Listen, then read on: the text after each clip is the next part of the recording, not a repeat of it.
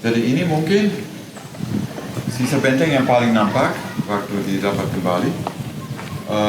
Ini masih struktur aslinya sebagaimana didapatkan di dalam tanah. Dan ini pun dari bagian ini ada beberapa foto dari awal abad ke-20 di mana memang orang masih ingat bahwa ada struktur ini. Ini yang namanya Martini Sambala, bastion sebelah barat laut benteng. Dan apapun alasannya, sepertinya ini ya semacam menara, tetapi di dalamnya penuh batu. Dan salah satu hal yang bisa kita lihat tentang ya bagaimana dahsyatnya perang waktu itu, di sini ada seolah-olah sisa-sisa tembakan bola meriam. Ada misalnya ini atau itu, ini ada beberapa titik yang kelihatannya seperti di situ dulu meriamnya masuk sampai hancur sampai ke bawah. Di sini kan masih terlihat struktur asli yang di bawah dan yang bagian ini direstorasi untuk memperlihatkan betapa besarnya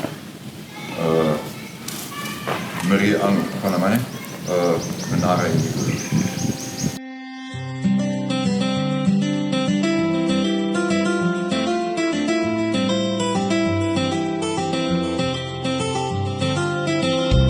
Halo sahabat budaya, hari ini saya Margareta dari Asisten Pendata Cagar Budaya BPK Wilayah 19 bersama Bapak Horst Lipner. Hari ini kita akan mengajak teman-teman sekalian untuk berkeliling dan kita akan mengulik fakta sejarah mengenai Benteng Sumba Upu.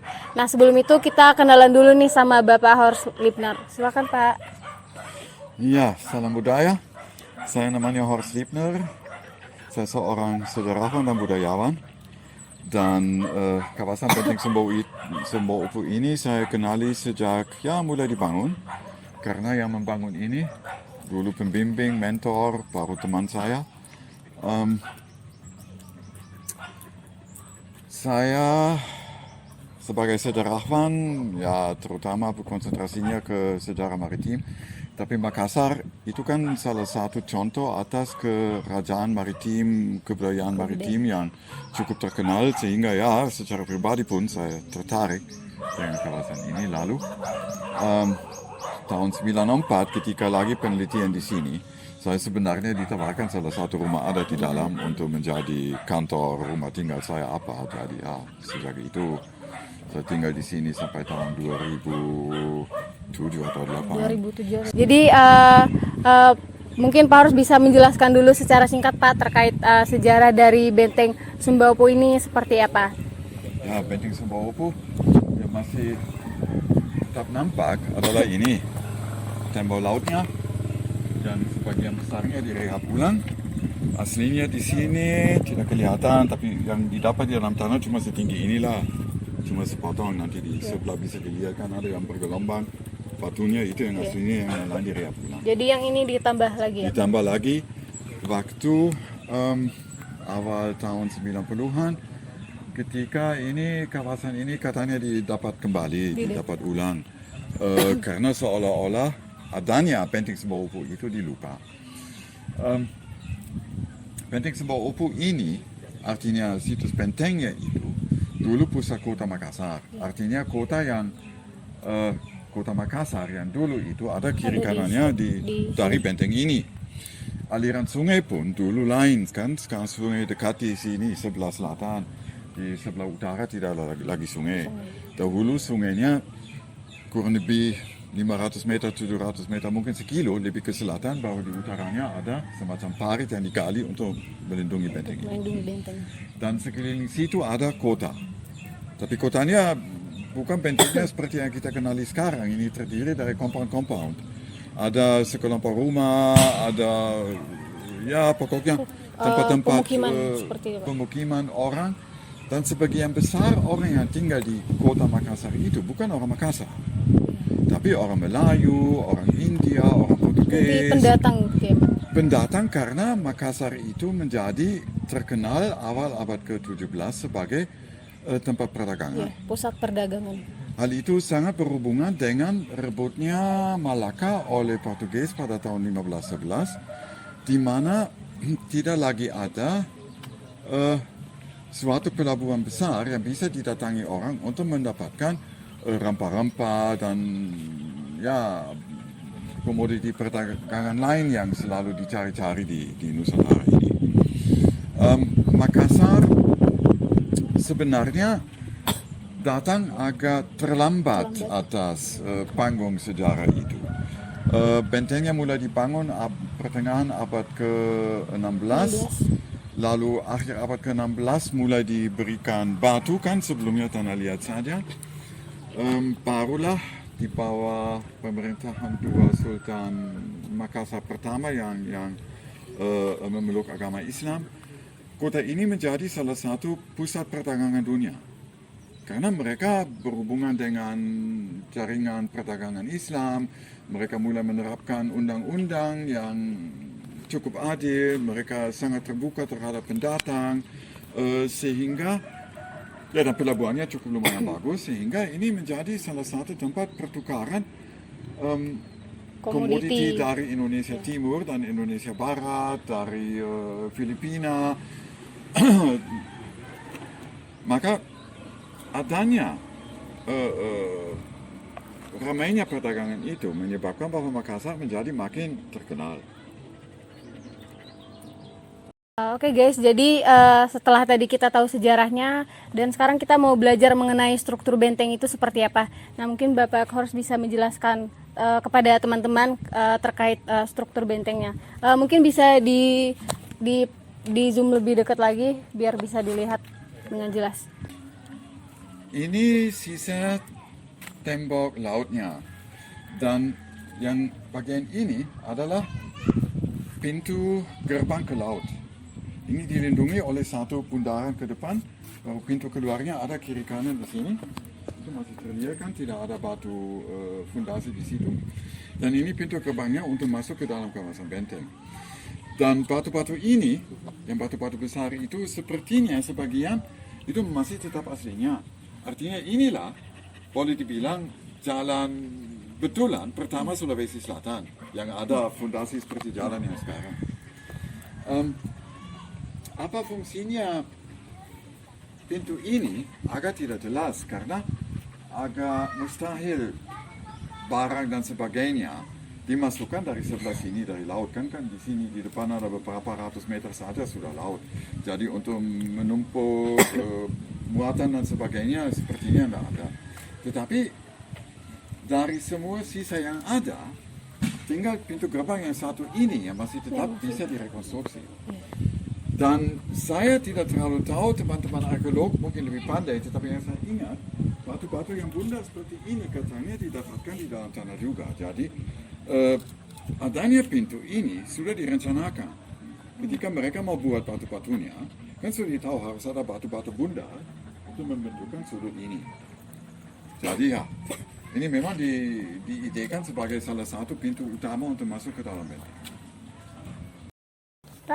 Oke, jadi Pak, ini kan ada mitos menarik lainnya. Kalau katanya ini struktur-struktur ini seperti yang teman-teman lihat ini kan katanya itu direkatkan itu dengan kuning telur. Itu seperti apa, Pak? Ya, itu satu mitos itu. Kalau kita lihat struktur aslinya adalah setinggi ini. Kalau yang di atas itu dibangun ulang. Dan ya, coba bayangkan satu struktur sebesar ini pakai kuningnya telur. Satu batu berapa telurnya? Satu butir kan kurang lebih. Coba berapa telur? Berapa ayam? Apakah mungkin itu? Tidak. Kan itu suatu mungkin mitos. Suatu ingatan terhadap permulaan suatu pekerjaan di mana memang telur mentah menjadi salah satu sajian. Mungkin itulah yang diingat. Tapi yang dilihat juga di sini adalah beberapa tahap pembangunan benteng ini.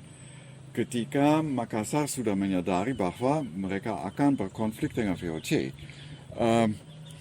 agak jelaslah bagi para prajurit Makassar bahwa benteng ini akan dibombardir dari arah laut. Dari arah laut. Lautnya kan di sebelah situ.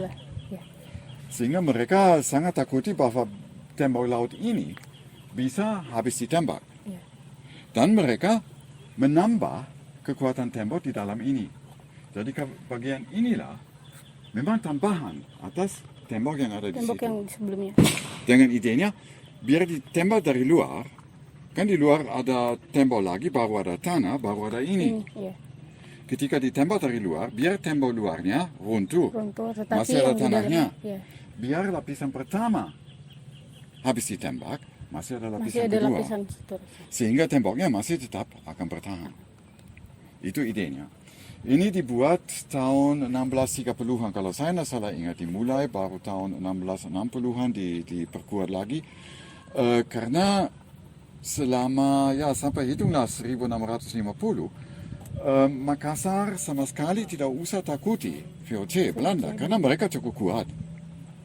Baru setelah diserang tahun 1660, ternyata kelihatan Makassar tidak lagi begitu akan mampu bertahan terhadap kekuatan VOC yang makin meningkat. Dan selain daripada itu ada juga sesuatu yang berubah ketika Sultan Hasanuddin yang sekarang terkenal sebagai pahlawan apa segala naik takhta mengganti ayahnya. Pola pemerintahan Makassar makin mengacau. Iya. Sepertinya Hasanuddin dengan tumelalangnya itu gaya perdana menterinya yaitu Karen Karunrum tidak meneruskan pola pemerintahan yang sangat adil dan terbuka dan berorientasi ilmiah yang dianut ayah dan neneknya, dan itu dilaporkan juga oleh orang Inggris yang ada di sini, dan mereka dalam surat menyebutkan kalau begini terus mereka tidak lagi menghormati warisan dari nenek moyang mereka itu, maka akan runtuh, dan itulah yang terjadi. Ketika benteng ini diserang, ini dikepung beberapa bulan lamanya. Kita mau bilang dikepung kan jelas harus dicari di dokumen-dokumen Belanda, tapi yang jelas mereka dikepung kurang lebih 3 bulan. Sehingga pada waktu itu sudah susah sekali masuk lagi bahan makanan, minuman, dan apa segala. Itu mungkin juga suatu mitos, saya kurang tahu, tetapi para arkeolog yang gali di sini mendapat yang seperti ini. Ini sepertinya drainase, karena kan di dalamnya ada tanah. Kalau ini kena air kan, banyak air masuk, lalu air bisa keluar di sini lagi supaya temboknya sampai runtuh. Di depan sini terdapat sisa api unggung yang seolah-olah dibuat oleh para prajurit yang di sini bertahan. Katanya dalam api unggung itu terdapat lapisan-lapisan makanan mereka. Karena banyak ada ayam, kerbau, dan apa makanan biasa. Di lapisan paling atas didapatkan kuda dulu, tulang kuda, baru tulang anjing. Dan mereka sudah beragama Islam, jadi mestinya tidak makan anjing. Kudanya pun kan dipakai untuk berperang. Jadi kalau mereka sudah berani mengorbankan kuda-kudanya, itu artinya sudah betul-betul dalam keadaan darurat yang sudah tak lagi bisa bertahan. Apakah ini suatu mitos juga sama dengan telur kuningnya telur itu, ya jangan tanya sama saya. Oh, jadi berarti dulu teman-teman di sini ada seperti api unggun, kemudian ditemukan tulang-tulang seperti tulang anjing, tulang kuda yang diduga itu merupakan salah satu tanda bahwa kota Makassar saat itu sedang berada dalam masa kritis seperti itu. Artinya penting sebuah opo. Kotanya kan sudah dihancurkan sekeliling dalam perang yang saat itu berlalu sudah 1,5 tahun lah. Jadi kotanya sudah kosong. Masih ada orang tapi tidak begitu lagi.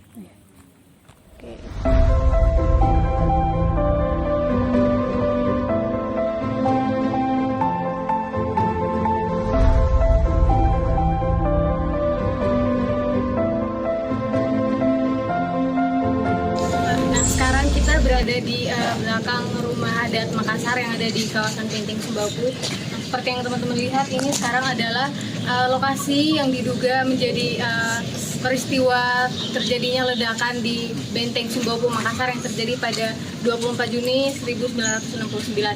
Nah, kita ingin mengetahui fakta di balik cerita atau peristiwa tersebut.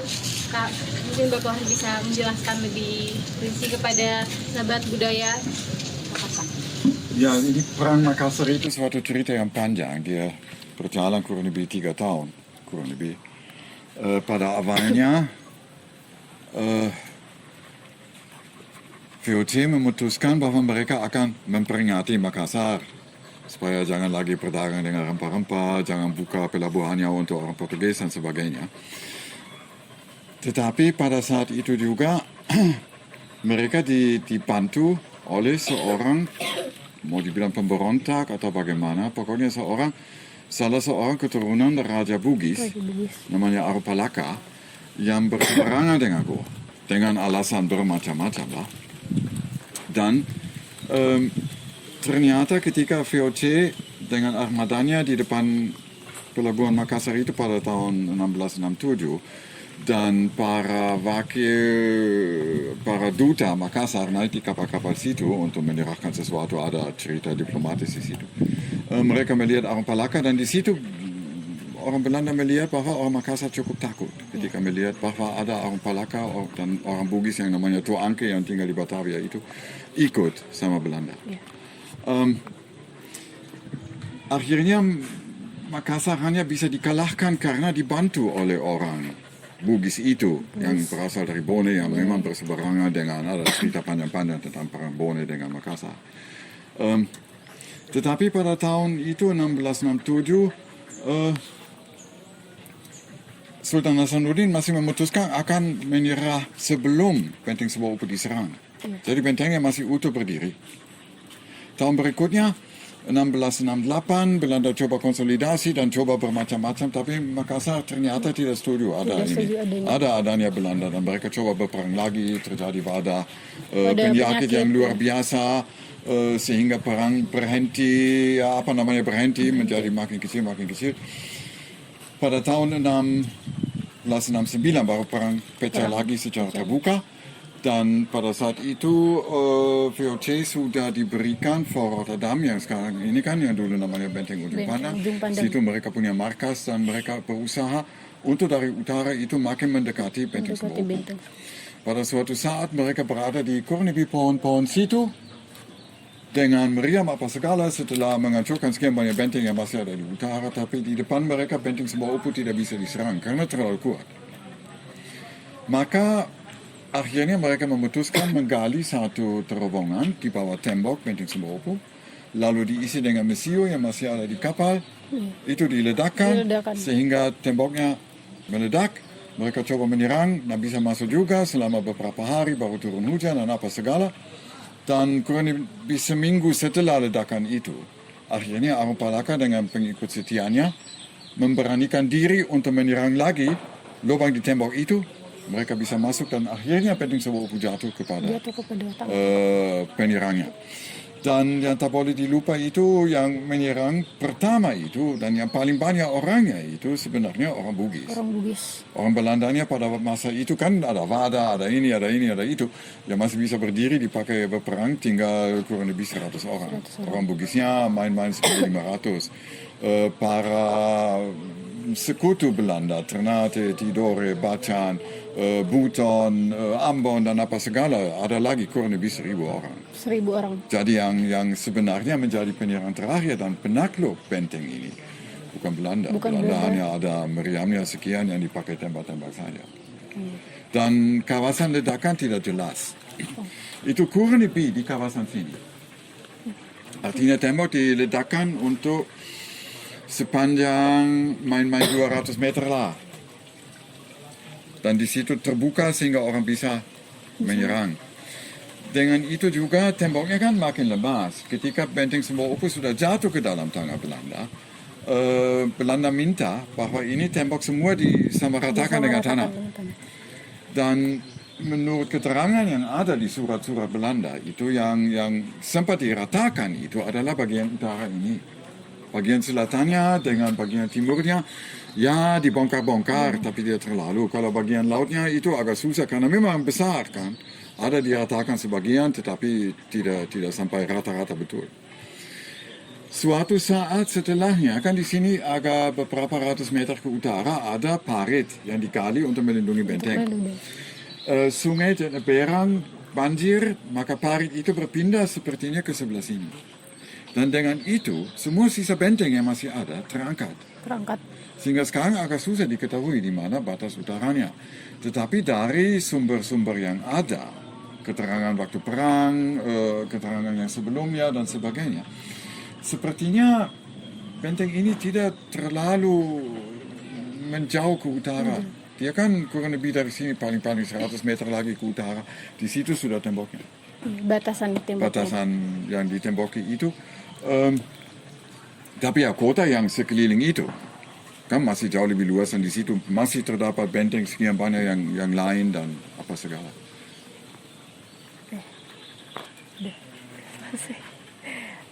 Oke, jadi berarti batasan untuk ini secara jelasnya untuk bagian utara itu kurang lebih 100 meter dari sini ya Pak? 100 atau Dia jelas 200? paling-paling 100 meter. Ketika ini dibangun, memang di sini di bawah tanah ini terdapat banyak sekali sisa batu. Kalau di sebelah sana tidak. Tapi lebih ke sana lagi, ada lagi sisa-sisa batu. Ini bisa terjadi bahwa sungai memang belok masuk sehingga semua batu terangkat atau tidak jelas. Dan selama ini semua percobaan untuk mencari sisa-sisa tembok di seberang situ dari aliran sungai ini tidak berhasil. Tidak ada batu terstruktur yang banyak di sana. Sehingga ya kurang lebih di sini. Kalau kita mau ambil sebagai patokan keterangan-keterangan orang Belanda waktu mereka menyerang atau pedagang yang datang ke sini dan menggambarkan benteng Sembopu. Dia ya kurang lebih seperti tembok yang ada sekarang di sebelah laut. Paling-paling tambah 20 meter apa sudah habis. Kan dari situ dia tembus ke arah timur. Oke, jadi seperti itu guys, fakta menarik di balik ini lingkungan yang ada di belakang kita saat ini. Jadi teman-teman kalau misalkan teman-teman sedang berkunjung ke kawasan Benteng Sembopu, jangan lupa teman-teman ke bagian Rumah Adat Makassar, kemudian bisa berkunjung ke belakang dan melihat bahwa sekitar 100 atau 200 meter dari sini itu dulu adalah batasan bagian utara dari kawasan Benteng Sembopu, dan di sini dulu terjadi adanya peledakan yang terjadi di antara VOC dan juga Makassar seperti itu.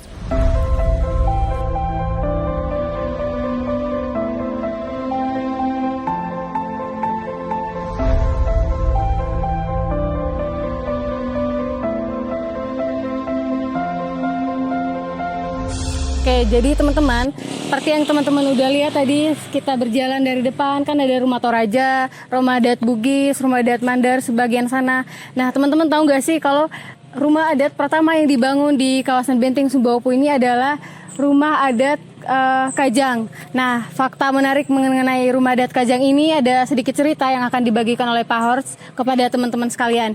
Oke, kepada Pak Hors dipersilakan, Pak. Ya, katanya ketika rumah ini mau dibangun, bukan katanya, belum ada jembatan ke sini. Jadi kayu semua diangkut pakai perahu yang disumbang oleh Kabupaten Bulukumba, dibawa ke sini, termasuk kayu untuk rumah ini. Lalu yang ikut juga waktu dibangun Kepala Desa Kajang. Daerah Kajang itu sedikit seperti daerah Baduy di Jawa, yaitu suatu enklave di mana orang masih menganut kehidupan yang dulu. Tidak ada listrik di situ, orang mau masuk harus berpakaian hitam. Ya, sama dengan Baduy, tidak boleh masuk sampai ke tengah kadang-kadang. Nah, pokoknya kepala desanya ikut dan mereka coba mendirikan rumahnya. Kan yang sudah diprefabrikasi, jadi tinggal bangun-bangun saja katanya. Tapi tidak ada yang bisa mendirikan tiang utama rumah. Maka, konon ceritanya, kepala desa Kajang itu kumpulkan semua kekuatan gaibnya, lalu dia dengan segala kekuatan itu bisa mendirikan tiang utamanya. Jadi rumah bisa dibangun. Mereka pada pulang, naik lagi perahu untuk nyebrang di sungai. Dan saat itu katanya kekuatan gaibnya itu sudah haus.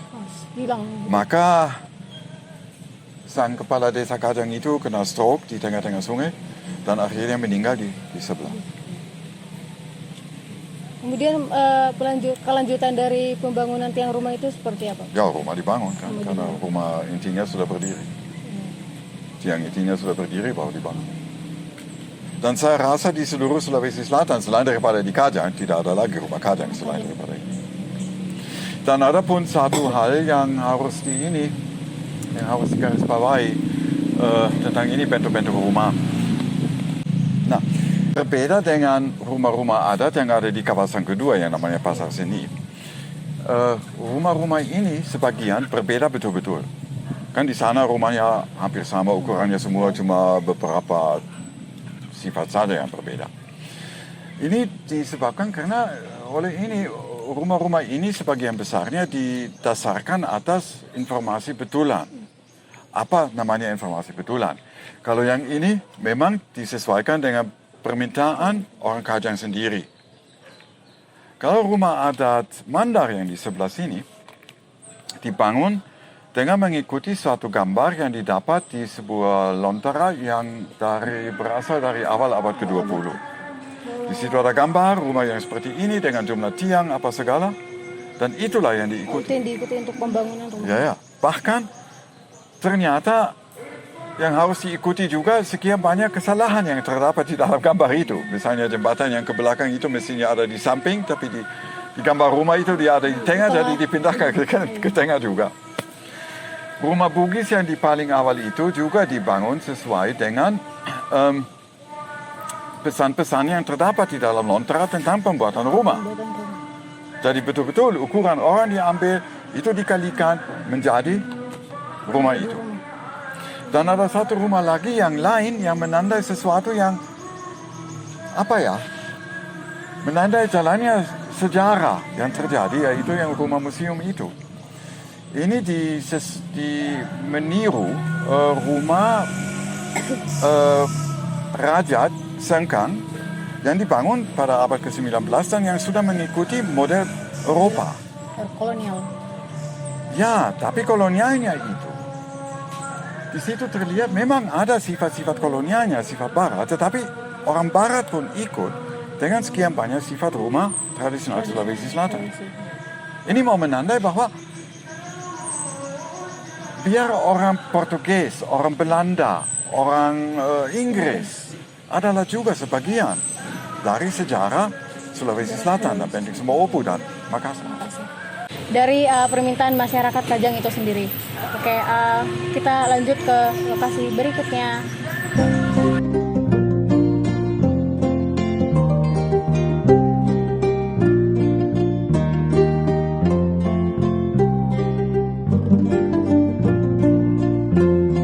Guys, jadi di sini ada salah satu meriam yang ditemukan pada kawasan Benteng Sembaopu. Jadi teman-teman jika ingin berkunjung ke sini, nih ada lokasinya, ada di depan Museum Karang Patingoloang.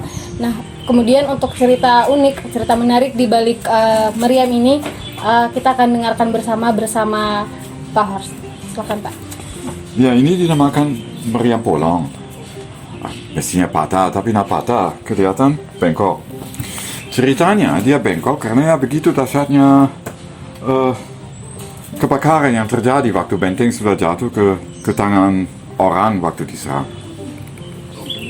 Ini pernah diangkat, apapun alasannya, ke tempat yang lain, mau dijadikan pameran atau apa, saya lupa.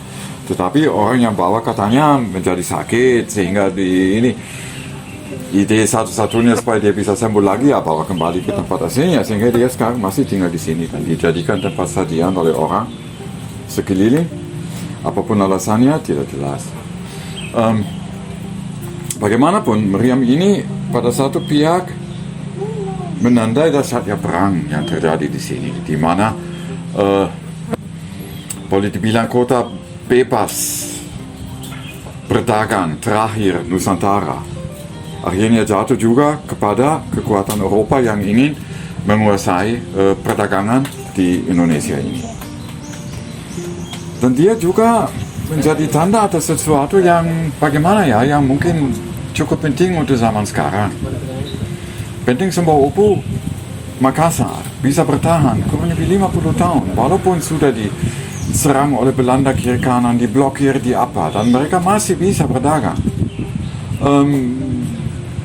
Isunya, dan bukan isunya saja, dalam sekian banyak catatan oleh orang Inggris dan Belanda pun disebutkan bahwa di sini rempah-rempah dari Maluku lebih murah daripada di Maluku yang sudah dikuasai Belanda. Jadi ini menjadi suatu tanda atas kebebasan Indonesia sebelum akhirnya dibelenggu oleh bermacam-macam kekuatan Eropa, kapitalisme dan sebagainya. Kenapa ini sampai bisa terjadi? Ceritanya cukup panjang. Kebetulan Makassar Goa, artinya kerajaan Goa itu, adalah kerajaan kedua yang memeluk agama Islam pada awal abad ke-17. Pada saat itu, Makassar pun ingin bahwa kerajaan-kerajaan lain di Sulawesi Selatan ikut menggabung dirinya kepada jaringan intelektual, diplomatis, perdagangan dan sebagainya yang didirikan oleh Islam selama ratusan tahun sebelumnya. Sekian banyak kerajaan dekat-dekat sini bisa, tetapi yang paling besar Bone itu tidak mau. Jadi akhirnya Makassar menyerang Bone dan mereka mendirikan di situ, artinya memberikan tahta Bone kepada seseorang yang sangat memeluk agama Islam yang sangat fundamentalistis, sehingga masyarakatnya juga tidak mau lagi. Makassar berintervensi lagi, mengganti lagi rajanya, dan itu terjadi beberapa kali. Sehingga akhirnya Makassar memutuskan mengambil sandera sekian banyak anak kerajaan Bone ke Makassar. Mereka pada awalnya masih diperlakukan dengan baik. Mereka tinggal di dalam Penix Bopu, karena kan anak raja sama anak raja Goa yang kebetulan sudah pada masa itu merupakan satu keluarga yang besar. Tapi akhirnya ketika Makassar diserang lagi oleh Belanda, mereka mulai menggali berbagai parit dan membuat tembok yang besar apa segala, dan untuk itu digerakkan anak-anak bangsawan Goa itu, Bone itu. Salah satu Arung Palaka. Ceritanya dia merasa sangat-sangat dilecehkan. Sebagai anak raja disuruh gali-gali parit, kan tidak laku. Akhirnya Arung Palaka itu melarikan diri dengan sekian banyak pengikutnya, mencari sekutu yang bisa membantu untuk mengalahkan Goa. Dan itulah adanya Arung Palaka dengan Tu Angke, pengikutnya yang berkumpul di Batavia semua, dan juga pengikutnya yang masih di sini akhirnya bergabung dengan dia. Adanya mereka lah menjadi kunci untuk mengalahkan Makassar. Kan sebelumnya selama 50 tahun lebih tidak mampu Belanda menaklukkan Goa. Tapi setelah terjadi itu, ada orang pribumi yang ikut di pihak Belanda. Barulah bisa mereka kalahkan Goa.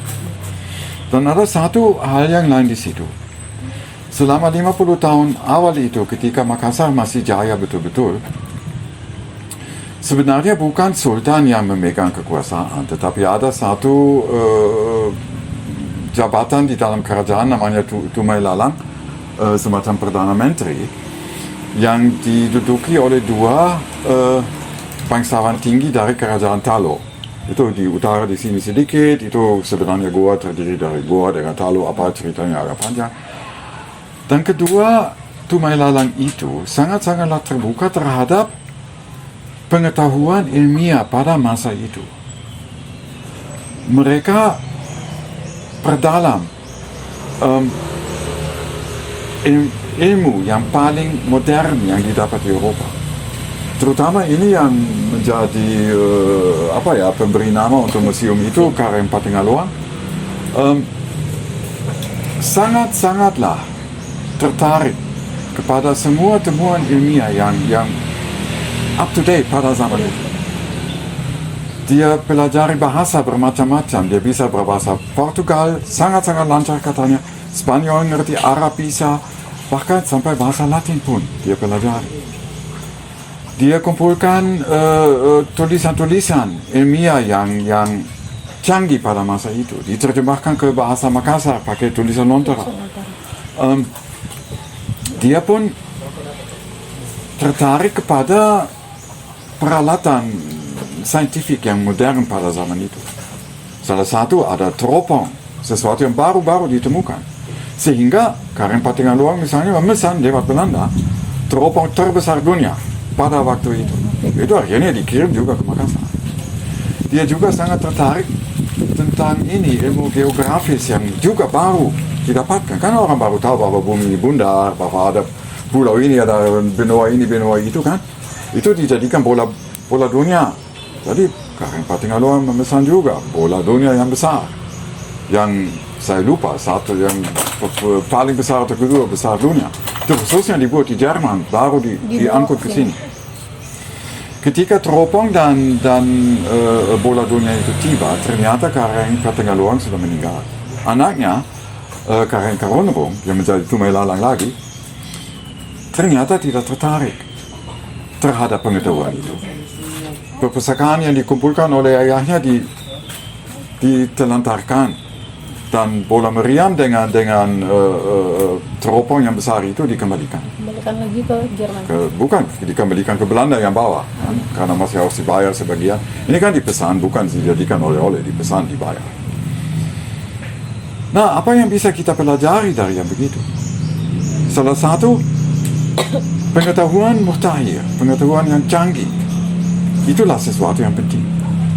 Ketika Hasanuddin dengan Karonrong tidak lagi ingin memperdalam terus pengetahuan mereka, ternyata mereka terbuka terhadap serangan Belanda dan akhirnya bisa dikalahkan. Dan satu lagi, itu ada satu adegan kecil di dalam perang di mana itu ya ini berhubungan dengan siapa-siapa yang bergabung dengan Makassar dan siapa yang tidak. Itu ada satu kerajaan di sini namanya Sopeng.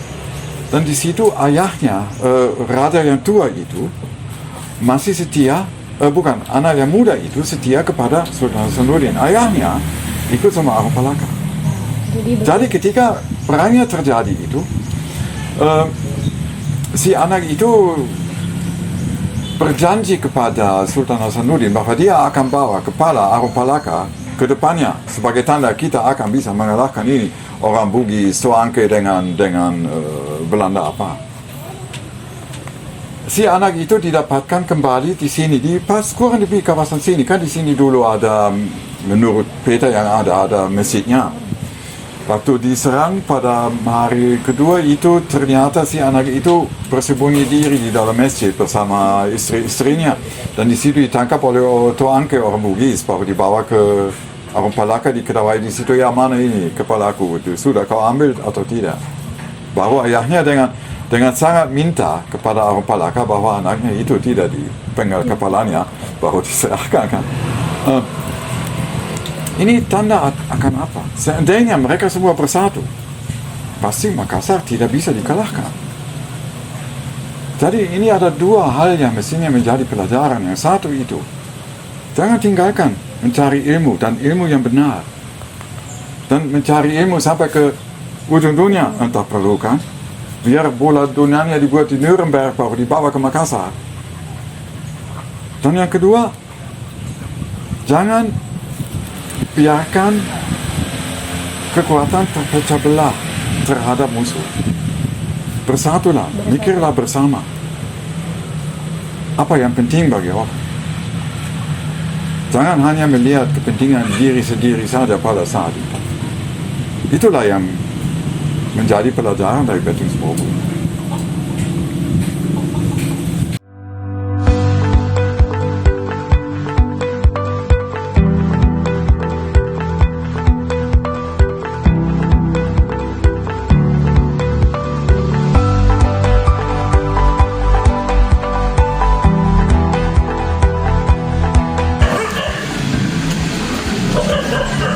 Oke guys, jadi tidak terasa perjalanan kita sudah menuju di tempat akhir.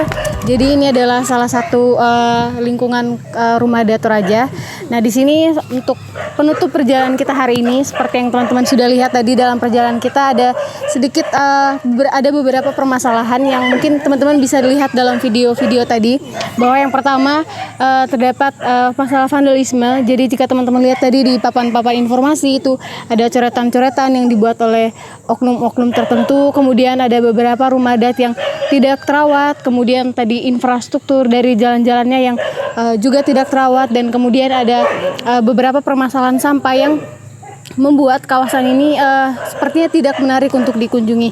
Nah, di sini kita bersama Pak Hors ingin meminta bagaimana sih saran dan juga masukan baik untuk pemerintah, kemudian masyarakat dan khususnya untuk kita generasi muda dalam ikut berkontribusi untuk melestarikan kawasan Benteng Sumbawa. Itu seperti bagaimana, Pak? Ya, salah satu masalah utama yang saya lihat selama ini ketika ini masih ditangani oleh akademisi, semuanya jalan dengan cukup baik.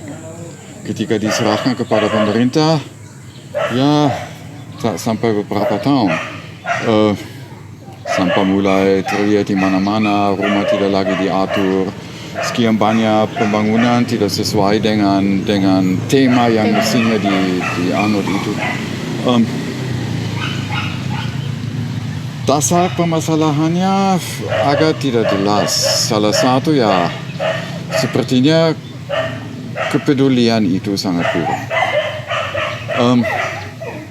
Tadi saya sebutkan idenya ilmiah, pendekatan yang netral terhadap apapun yang menjadi sejarah. Biarpun ini kan bentengnya bukan suatu kehancuran benteng itu bukan suatu peristiwa yang terjadi karena semata-mata Belanda melawan Makassar. Bukan. Di situ ada cerita yang jauh lebih luas, yang jauh lebih mendalam, yang jauh lebih menggambarkan situasi politik dan sosioekonomi sejarah yang sampai sekarang masih mewarnai kehidupan kita ini. Semestinya semua itu dijadikan pelajaran. Tetapi kalau keadaannya seperti ini, kan ini sepertinya hanya meneruskan apa-apa yang pernah menjadi alasan Benteng Sumbawa jatuh ke tangan Belanda. Atau Goa, Makassar jatuh ke tangan Belanda, bisa ditutup sebagai pelabuhan.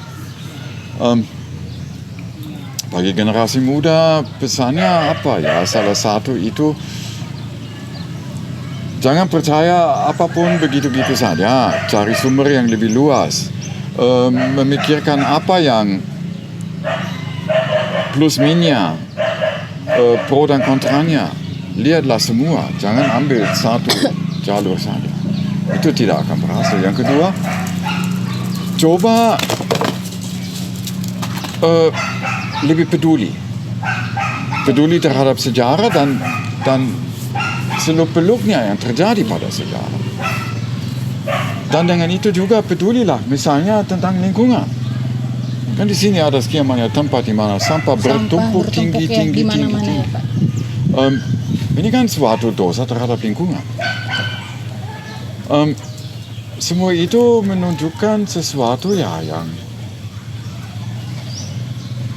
berhubungan dengan tanggung jawab, kepedulian, dan kemauan untuk belajar, mencari jalan ke depan yang lebih baik. Dan ya itulah mestinya kita dasarkan atas pelajaran yang didapat dari sejarah, dan ini kan pelajaran dari sejarahnya itu cukup jelas. Jadi seperti itu ya teman-teman, bagi kita semua generasi muda, tidak khusus hanya untuk warga masyarakat Makassar saja. Jadi untuk kita semua, seluruh sahabat budaya dimanapun kita berada, dalam melestarikan warisan budaya, yang pertama adalah kita harus menunjukkan rasa peduli dan cinta kita terhadap sejarah. Kemudian kita harus ikut berkontribusi mulai dari hal-hal sederhana seperti menjaga kebersihan lingkungan dan sebagainya. Kemudian kita juga ikut berkritis dalam menangani hal-hal yang seperti tadi yang sudah kita bahas bersama. Oleh karena itu di sini kami dari Asisten Pendata Cagar Budaya, teman-teman Asisten Pendata Cagar Budaya BPK Wilayah 19 di sini meminta kontribusi teman-teman ikut berpartisipasi secara aktif dalam melestarikan kebudayaan Indonesia. Sekian dari kami, sampai jumpa.